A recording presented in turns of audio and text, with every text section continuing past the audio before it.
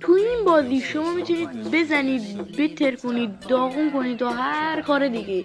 شما تو این بازی در نقش خدا هستید که میتونید کره زمین، مریخ، مشتری، زحل و همینطور سیاره ها رو به داغون کنید. همینطور که میبینید شما میتونید موشک پرتاب کنید و دیگه بالا لیزر بزنید و همینطور که دیدید من ماهو ترکوندم چیزی نشد، اما وقتی خورشید رو میتر کنید کل کره زمین نابود میشه و همون گوشم نوشته که چند درصد جمعیت داره. خیلی بازی باحاله و این بازی رو موبایل هم هست و میتونید امتحانش کنید و حالا از مایکل میتونید دانلودش کنید.